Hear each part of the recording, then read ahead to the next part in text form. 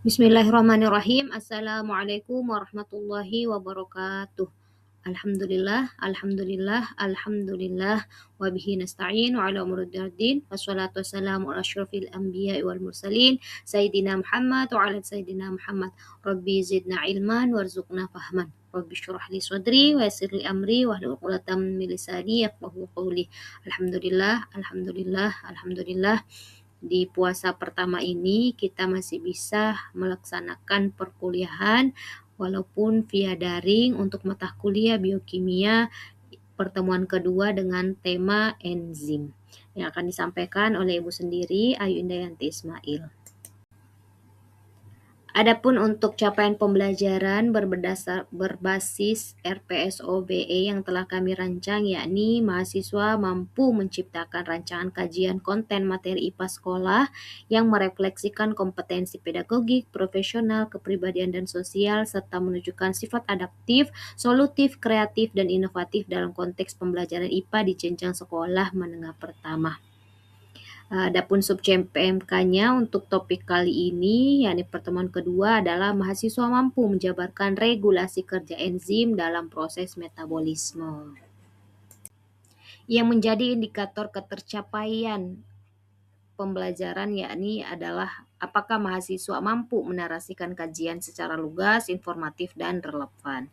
Adapun untuk peta konsep materi enzim ini antara lain kita mulai dari pengertian, dan kedua kita beranjak ke struktur, lalu sifat enzim itu sendiri, lalu mekanisme proses kerja enzim, dan tentunya apa-apa saja faktor yang mendukung mekanisme kerja tersebut.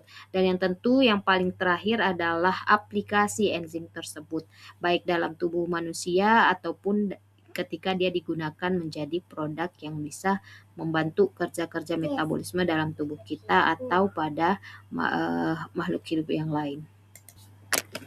Nah, ini untuk yang peta konsep yang dibuatkan sama Gemini AI, yang mana sama kita juga akan memulai diskusi nantinya dari pengertian. Pengertian terkait enzim itu apa dan siapa saja yang bisa kita sebut sebagai enzim. Tentu harus memenuhi syarat-syarat itu ya.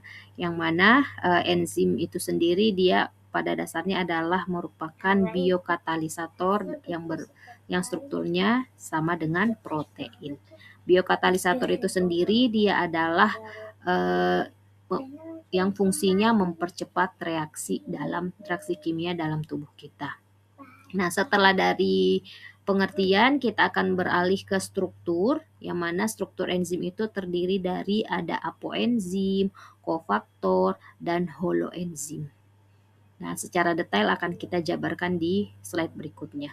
Yang ketiga, kita akan beranjak ke sifatnya, sama ya di pojok bawah sama pojok yang atas itu terkait sifat. Yang mana sifat dari enzim itu dia spesifik. Jadi dia hanya bisa teraktifkan jika dia ketemu dengan pasangannya. Jadi nanti ada istilah kunci dan gemboknya seperti itu. Dan kedua, dia akan bekerja efisien karena tadi dia fungsi utamanya sebagai biokatalisator ya, mempercepat terjadinya reaksi kimia. Jadi dia sangat sistem kerjanya efisien. Yang ketiga dia termolabil atau sangat bergantung dengan suhu. Jadi nanti suhu adalah salah satu faktor yang mempengaruhi apakah enzim itu bisa teraktifkan atau tidak. Dan yang terakhir sifatnya adalah dia dapat dibalik atau dia dalam istilah kimia itu disebut reversible. Panah bolak-balik, bisa kembali, dia membentuk produk dan produk itu bisa kembali menjadi enzim itu sendiri, enzim penyusunnya tadi. Adapun selanjutnya kita akan bahas terkait mekanisme kerjanya. Nah, tadi ada istilah kunci dan gemboknya. Nanti mekanisme kerja enzim itu ada dua. Ada istilah lock and key atau kunci dan gembok, dan yang kedua adalah induced fit atau pasangan yang sesuai. Yang berikutnya nanti kita mekanisme kerjanya itu dipengaruhi apa saja. Nah, kita berbicara tentang faktor yang mempengaruhi kerja enzim. Yang pertama ada suhu, maka dia tadi sifatnya termolabil. Yang kedua ada pH. pH, ingat pH dari rentan 0 sampai 14 ada basa dan asam. Ada asam dan basa. Dan yang ketiga, apakah ada inhibitor atau penghambat di proses tersebut? Tentunya kalau ada inhibitor, maka yang harusnya bisa 2 kali lebih cepat bisa agak molor sedikit waktunya. Itu tentu adalah keberadaan inhibitor. Yang terakhir yang akan kita diskusikan adalah terkait aplikasi enzim itu sendiri. Selain dia sangat berperan dalam tubuh kita, dia ternyata juga bisa diterapkan dalam industri makanan, medis atau farmasi, bioteknologi, dan lingkungan. Itu yang akan kita diskusikan di slide-slide berikutnya. Di slide kelima ini kita mendiskusikan terkait pengertian dan fungsi dari enzim. Jadi enzim adalah biokatalis. Jadi terdiri dari dua kata adalah bio dan katalis. Yang mana fungsi dari arti kata dari katalis itu adalah mempercepat. Apa yang dipercepat? Reaksi biokimia dalam tubuh kita. Makanya si enzim ini disebut sebagai biokatalis. Adapun terkait fungsinya, bisa kita lihat dari ilustrasi yang ada di sampingnya bahwa proses kerja enzim amilase dalam pencernaan roti. Jadi misal kalian tadi sahurnya ada rotinya nih atau dari golongan karbohidrat. Roti yang pertama kan rotinya dikunyah. Amilum atau pati akan dipecah oleh siapa? Oleh amilase yang ada dalam saliva kita atau air liur yang ada di mulut. Nah, rotinya akan menjadi roti yang tadinya karbohidrat besar atau dia makromolekul akan diubah menjadi gula yang lebih sederhana oleh siapa yang memecahnya? Dia adalah enzim amilase. Nah, yang kedua, amilase dalam air liur memecah amilum menjadi maltosa, gula yang lebih sederhana, sehingga maltosa dapat dicerna lebih lanjut di usus. Jadi prinsipnya, peristiwa biokimia itu adalah bagaimana agar benda awalnya yang makromolekul itu bisa diserap oleh organ-organ atau masuk ke dalam aliran darah kita. Jadi harus dipecah menjadi molekul yang paling sederhana, bentuk terkecilnya. Tentu kita bertanya ya, mengapa enzim ini bisa bertindak sebagai biokatalis atau mengapa dia bisa mempercepat reaksi. Itu dipengaruhi dari struktur enzim itu sendiri.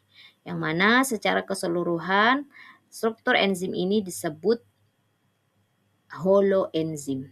Seluruh ya, semua yang bentuk ini dia disebutnya holoenzim. Nah, nantinya di holoenzim ini akan dibagi menjadi 3. Ada yang disebut dengan apoenzim, yakni berupa bagian protein dari enzim. Ini si apoenzim ini tidak aktif. Kalau holoenzim tadi semuanya, ada lagi bagian yang disebut apoenzim. Dia tidak aktif. Ada juga yang disebut dengan kofaktor. Kofaktor adalah bagian non-protein.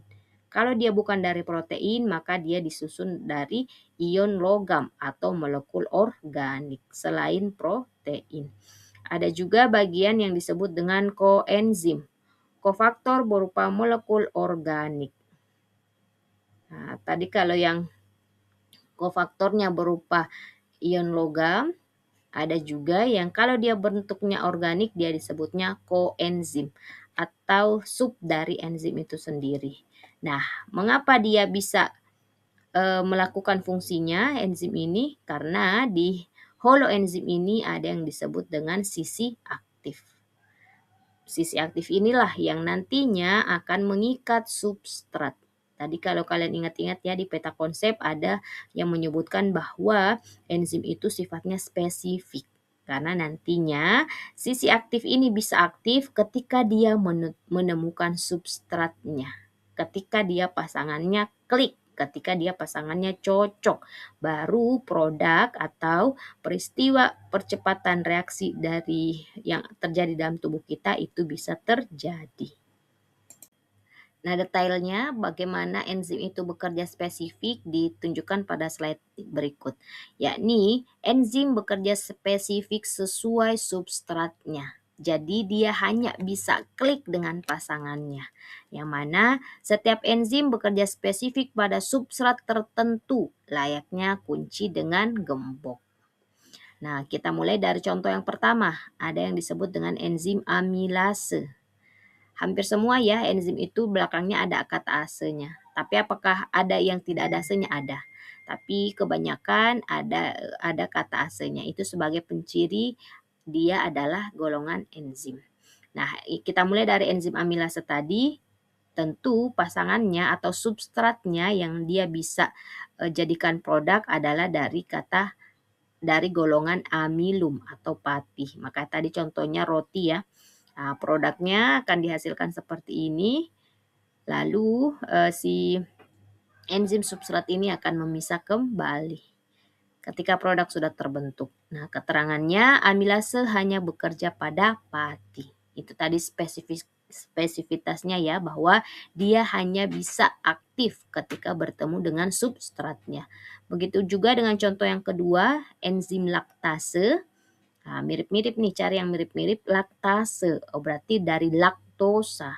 Nah, jadi dia hanya bisa bekerja pada yang laktosa. Tidak akan bisa bekerja pada substrat sukrosa. Seperti itu ya. Dia akan memecah laktosa ini menjadi glukosa dan galaktosa. Ini di golongan karbohidrat ya. Dan yang contoh yang ketiga juga demikian, sukrase. Nah, jadi ambil saja dari awalnya oh berarti yang dipecah itu adalah substratnya pasti dari golongan sukrosa. Jadi dia tidak mungkin memecah laktosa. Nah, sukrosa pecahan sederhananya adalah glukosa dan fruktosa. Begitu pula pada pepsin, ini yang yang ada di lambung kita. Dia substratnya apa? Substratnya adalah dari golongan protein. Jadi kalau kita tadi kalian sahurnya pakai ayam, nah yang akan teraktifkan adalah enzim pepsin. Dia mengubah protein menjadi pepton atau polipeptida. Makanya ada istilah asam lambungku naik. Itu artinya enzim pepsin ini bekerja namun tidak ada yang dipecah. Jadi maka dia akan mempengaruhi lambung kita menjadi asam. Maka istilahnya asam lambungku naik.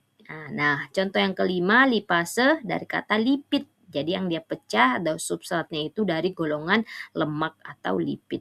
Dia pecah menjadi asam lemak dan gliserol. Nah, karena dia spesifik, maka dia tidak mungkin si lipase ini bekerja untuk memecah karbohidrat. Seperti itu deh ya untuk penjelasan terkait spesifitas dari enzim. Jadi dia hanya bisa klik atau dia bisa hanya aktif ketika bertemu dengan substratnya. Kita beranjak ke konten berikutnya yakni faktor yang mempengaruhi kerja enzim. Jadi kalau ditanyakan apa sih faktor yang kan tadi dia fungsinya sebagai biokatalisator ya, yang mana mempercepat reaksi.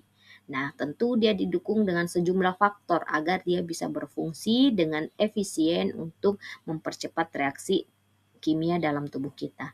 Yang pertama, dia tentu dipengaruhi sama yang namanya suhu. Maka tadi ada muncul termolabil, yang mana ketika suhunya tidak sesuai atau ada istilah suhu optimum. Nah, kalau dia suhunya optimum, si enzim ini akan bekerja dengan sangat efisien. Dia akan memenuhi perannya untuk mempercepat reaksi pemecahan hidrolisis dari makromolekul yang besar menjadi yang sederhana itu akan berlangsung dengan cepat. Nah, suhu ini makanya berbeda ya kalau kita udah suhu kita meningkat, misal kita merasa meriang nih. Tentu ada yang salah, ada yang terganggu proses metabolisme dalam tubuh kita. Yang kedua, dipengaruhi sama yang namanya pH atau potensial hidrogen, yang mana asam ini dari rentan 0 sampai 7, pH netral itu di 7, pH netral, dan basa yang paling tinggi ada di pH 14, maka rentan pH itu dari 0 sampai 14. Nah, pH ini sama pengaturannya dengan suhu, bahwa ada yang disebut dengan pH optimum. Jadi biasanya kalau kita kerja dengan enzim ini kita harus tahu tuh, karena dia termasuk faktor yang sangat mempengaruhi ya. Kita pasti harus tentukan dulu suhu dan pH berapa enzim yang kita pakai ini bisa bekerja dengan optimal. Yang ketiga faktornya adalah konsentrasi enzim itu sendiri. Tentu kalau kita analogikan seperti enzim ini pasukan ya, yang dia mau memecah molekul yang besar menjadi sederhana. Tentu kalau pasukannya sedikit, proses kerjanya akan relatif lebih lama jika dibandingkan dengan enzimnya dalam pasukannya dalam jumlah yang besar. Ada juga faktor yang dipengaruhi dari konsentrasi substratnya. Karena dia tadi spesifik, dia hanya bisa aktif ketika ketemu dengan pasangannya atau ketika kunci ketemu dengan gemboknya. Nah, tentu kerja enzim tersebut juga dipengaruhi sama yang namanya konsentrasi dari substrat itu sendiri. Dan faktor yang nggak kalah pentingnya juga adalah ada atau tidaknya inhibitor, ada atau tidaknya penghambat. Tentu segala sesuatunya ketika ada hambatannya, tentu dia akan berkurang dari fungsi efisiensi yang sebenarnya. Seperti itu ya. Nah, pengaruh suhu dan pH terhadap kerja enzim itu digambarkan seperti kurva normal seperti ini. Jadi kita harus di awal sebelum kita kalau ingin melakukan penelitian terkait aktivitas enzim, kita harus men-set dia pada suhu dan pH yang optimum. Nah, karena digambarkan bahwa si enzim ini dia akan mengikuti kurva normal yang mana dia akan terus mempercepat reaksi, namun ketika suhu optimumnya sudah tercapai, maka efektivitas kerjanya atau si kerja enzim ini akan menurun. Makanya dia digambarkan sebagai kurva normal, yang mana pertama dia akan terus naik dulu sampai di puncak dia akan mulai mengalami penurunan aktivitas. Makanya di puncak inilah yang disebut bahwa disitulah letak suhu dan pH optimum enzim tersebut bekerja. Nah, ini digambarkan beda-beda ya, bahwa enzim pepsin ini dia di pH asam kuat karena dia di rentan 1 sampai optimalnya di 3 pepsin. Kalau enzim petialin dia optimalnya di pH normal di sekitar 7 seperti ini. Dengan bandingkan dengan tripsin, dia bekerjanya di optimalnya di pH 12. Inilah yang menunjukkan bahwa pH itu sangat mempengaruhi keaktifan dari enzim tersebut. Karena ada istilah dia akan mencapai puncak lalu aktivitasnya akan menurun seiring dengan kurva normal. Begitu juga pada suhu dan pH. Dia yang bekerjanya mengikuti kurva normal. Awalnya melandai, nanti pas di puncak, itulah yang disebut sebagai pH atau suhu optimum.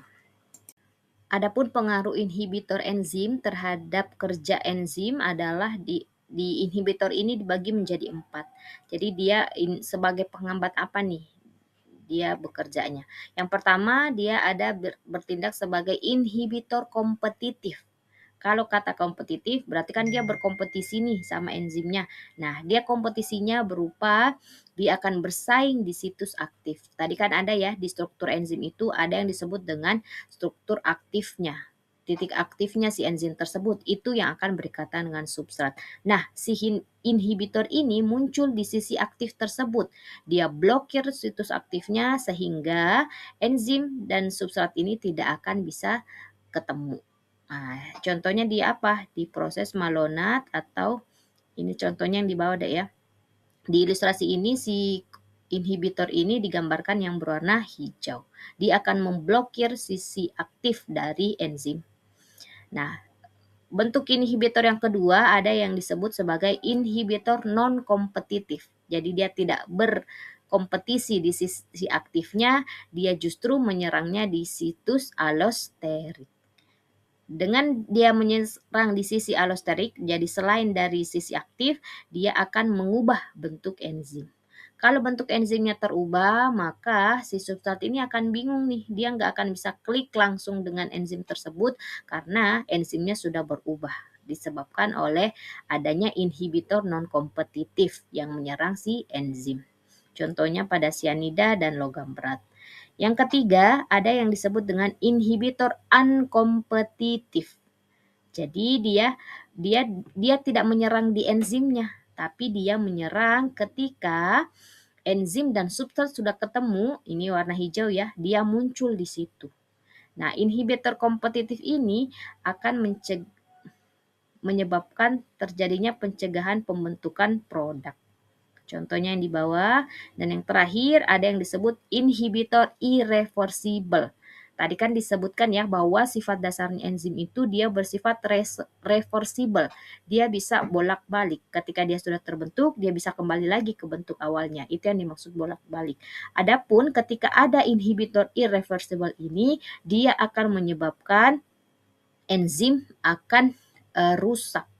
Dia mengikat enzim secara permanen, maka sehingga sifatnya yang tadi reversible menjadi irreversible.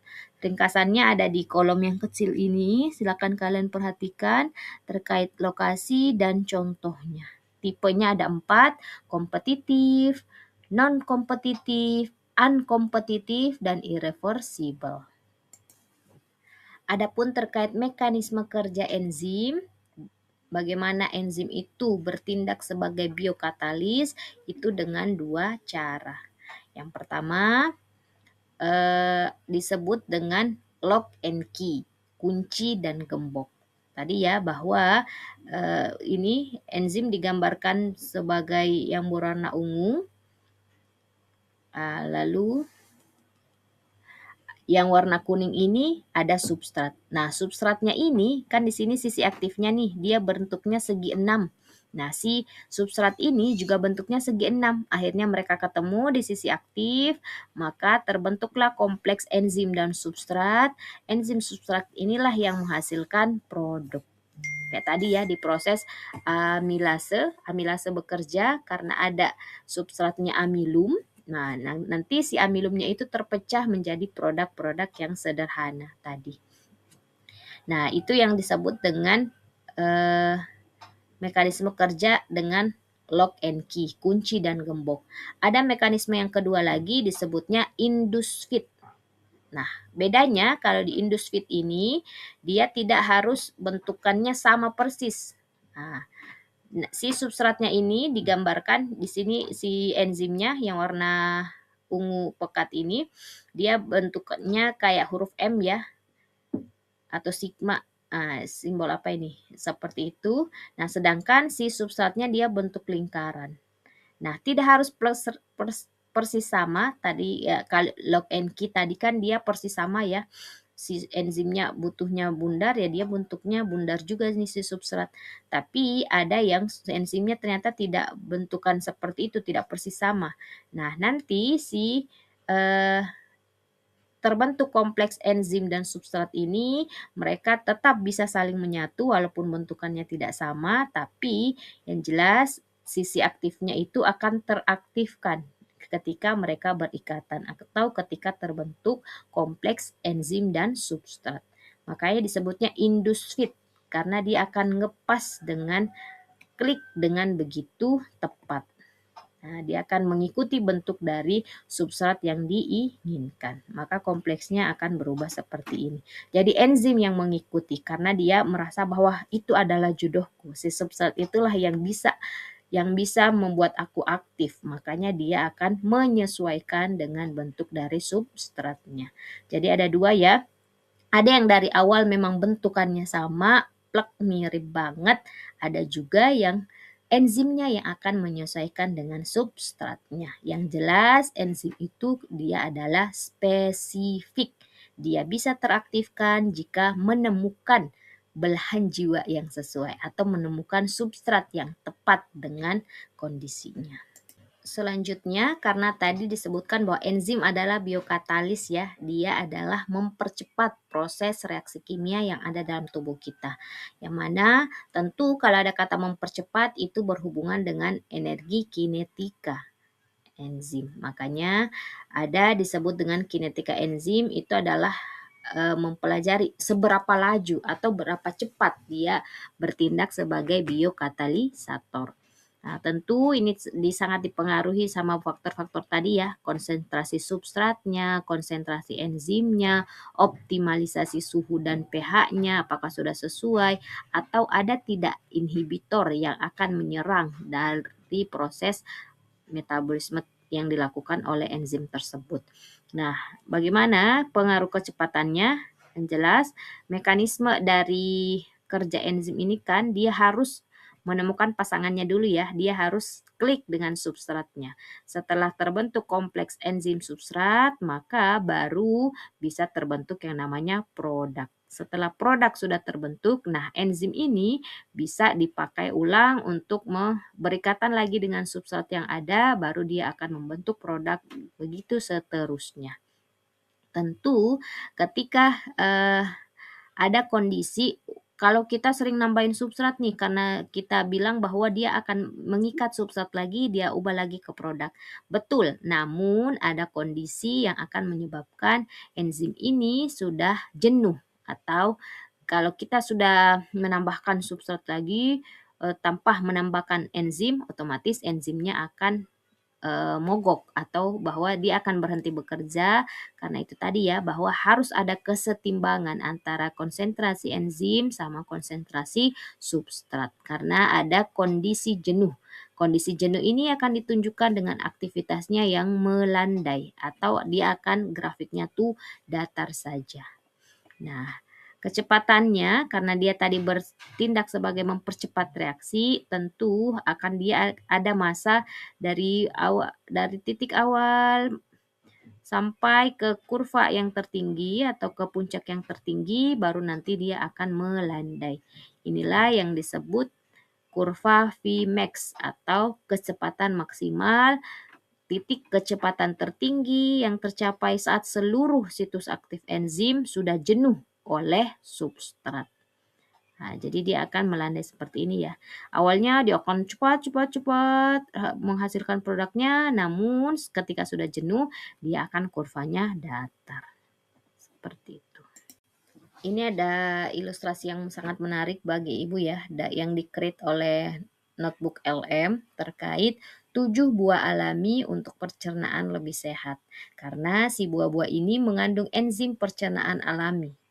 Yang mana enzim pencernaan utama kita itu dibagi 3 ya. Karena makromolekul ada 3, protein otomatis kita butuh yang namanya enzim protease. Untuk memecah lipid kita butuh lipase dan untuk memecah karbohidrat atau amilum kita butuh amilase. Nah, buah-buah ini, 7 buah ini, yang mana nanas, pepaya, kiwi, itu dia sebagai pengurai protein atau dia dari golongan protease. Karena di nanas itu mengandung yang namanya enzim bromelin, sedangkan untuk di pepaya ada enzim papain, dan kalau di kiwi ada actinidine.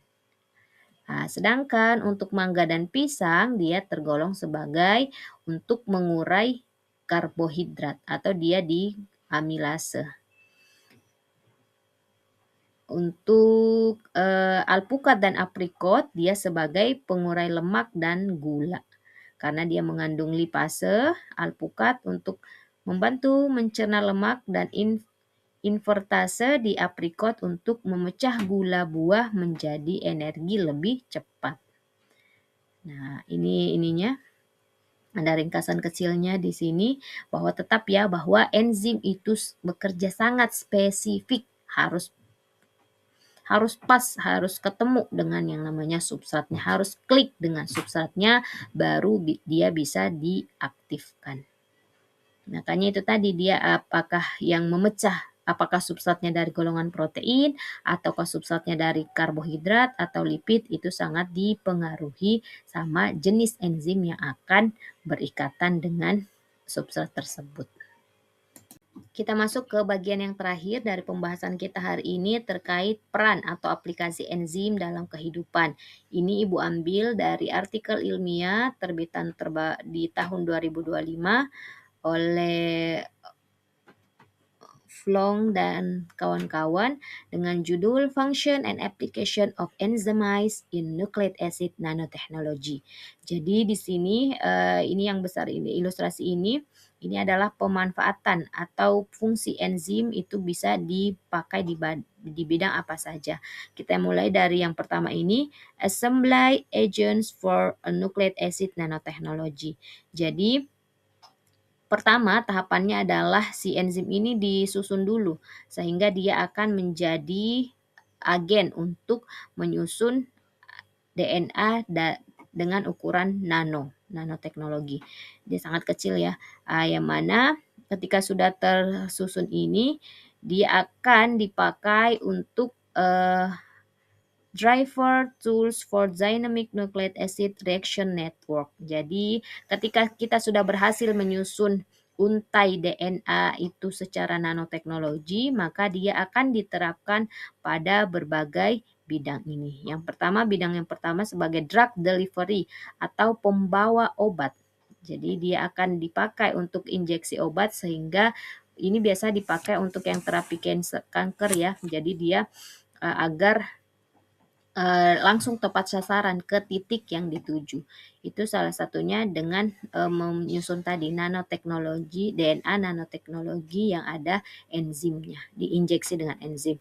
Dia juga sebagai DNA data atau storage and computation. Jadi ini juga sebagai bank data. Ketika sudah berhasil mensintesis si DNA ini, maka dia akan sebagai simpanan data bahwa enzim ini bisa gini-gini dan sebagainya.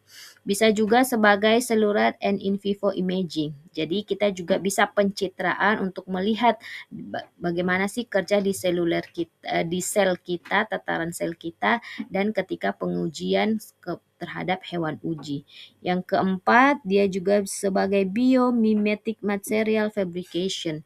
Jadi ketika kita sudah tahu DNA-nya, kita akan bisa meniru, membuat produk yang lain yang meniru dengan kerja dari DNA tersebut. Itulah yang disebut dengan istilah biomimetic. Yang kelima, terakhir dia sebagai in vitro diagnostik. Jadi dia sebagai ini yang biasa kita kerjakan skala laboratorium ya. Kalau masih skala in vitro itu berarti kita masih melihat dia dengan menggunakan instrumen-instrumen yang ada di laboratorium. In vitro ini masih skala laboratorium, sedangkan untuk skala in vivo berarti kita sudah pakai hewan uji atau itu sudah masuk ke pengujian klinis seperti itu. Jadi banyak banget ya fungsi dari enzim ini ketika dia digabungkan dengan DNA, assembly DNA atau nucleic acid nanotechnology. Jadi ada gabungan nih sebagai ekstraksi asam nukleat terus dibentuk dalam nanoteknologi atau ukurannya dengan nano. Nano itu kalau kita ibaratkan kan biasanya kita pakainya sentimeter ya atau milimeter. Nah, milimeter ini dia adalah seribu kali lebih kecilnya, baru dia disebut dengan nanoteknologi. Nah, selanjutnya kita masuk ke proyek kelompok.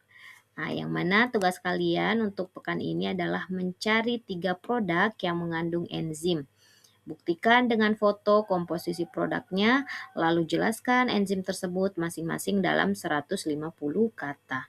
Jadi kalian biasakan kita kalau beli susu atau Yakult, kita lihat dong komposisinya di pembuatan Yakult itu apa saja.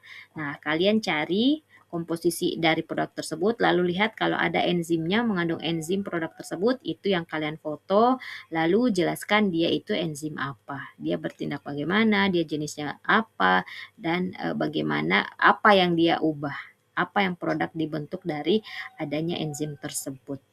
Nah, ini deadline-nya 3 kali 24 jam atau 3 hari.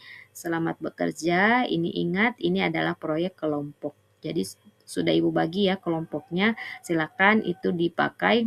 Kalian kan 4 orang nih per kelompok. Cukup cari 3 produk saja. Cari dulu produknya, foto komposisi produknya, lalu jelaskan enzim tersebut masing-masing dalam 150 kata. Lalu kalian kumpulkan di link yang akan Ibu bagikan di grup WA kita. Untuk sisi refleksi materi kuliah pertemuan kedua tentang enzim ini, ada beberapa list pertanyaan yang sudah dibuatkan oleh ChatGPT. Silakan kalian jawab masing-masing ya di catatan kalian. Apa 3 konsep utama tentang enzim yang kamu pahami dari pertemuan hari ini? Jadi dengan merefleksikan yang sudah kita diskusikan bersama ya di awal tadi, insya Allah ini jadi catatan yang lebih melekat gitu ketika kalian sudah bisa menjawab 4 pertanyaan refleksi ini. Tentukan 3 konsep utama, lalu yang kedua, topik mana yang terasa kurang dipahami. Ketika kalian bisa menjawab ini, tentu kalian akan men-challenge diri kalian, menantang diri kalian agar topik itu bisa lebih mudah kalian pahami. Bisa berupa dengan cari-cari sumber relevan yang lain atau baca sumber relevan yang lain pula, itu bisa dilakukan. Dan yang ketiga adalah strategi belajar apa yang efektif untuk memahami topik tentang enzim ini. Jadi ini juga berlaku untuk kedepannya ya, jika kalian merasa bahwa, "Bu, tolong dong ubah metodenya," atau, "Bu, bisa nggak kita dikasih flashcard untuk merefresh apa-apa saja yang sudah kita diskusikan," dan lain-lain. Itu bisa banget kita terapkan di kelas kita biokimia. Yang keempat, bagaimana caramu mengaitkan materi enzim dengan kehidupan sehari-hari atau bidang studi yang lain. Nah, tentu kalau kalian sudah bisa mengapa ya, istilahnya itu membuat perumpamaan atau bahkan membuat quote-quote yang berkaitan dengan enzim ini, biasanya itu lebih melekat di ingatan bahwa, oh ternyata enzim itu kayak gini gini gini, atau kalian buatkan kalimat-kalimat yang lebih puitis lagi untuk lebih mengingat bahwa, oh enzim tuh dia seperti ini dan seperti itu. Nah, itu saja sih untuk refleksi materi kuliah kita di pertemuan kedua ini. Tentu besar harapan Ibu kalian bisa menjawab 4 hal ini sehingga lebih komprehensif lagi pemahaman yang kalian peroleh dari materi ini. Untuk pertemuan pekan depan, kita akan mendiskusikan terkait regulasi hormon dalam sistem metabolisme tubuh kita. Stay tune. Sebagai quote penutup dalam diskusi kita kali ini di pertemuan kedua mata kuliah biokimia tentang enzim adalah, enzim mengajarkan kita bahwa percepatan terbaik dalam kehidupan terjadi ketika mekanisme dan kondisi berada pada titik optimum. Temukan percepatan terbaik kalian di bulan paling mulia, bulan Ramadan. Selamat menjalankan ibadah puasa bagi yang beragama Islam, dan tentunya buat yang beragama selain Islam juga salam toleransi. Oke, itu saja dari Ibu untuk hari ini. Terima kasih atas atensinya.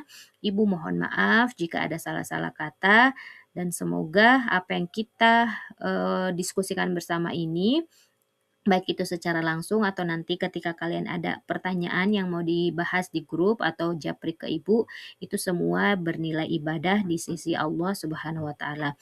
Amin amin amin ya rabbal alamin. Sekali lagi Ibu mohon maaf jika ada salah-salah kata. Ibu tutup dengan bacaan hamdalah.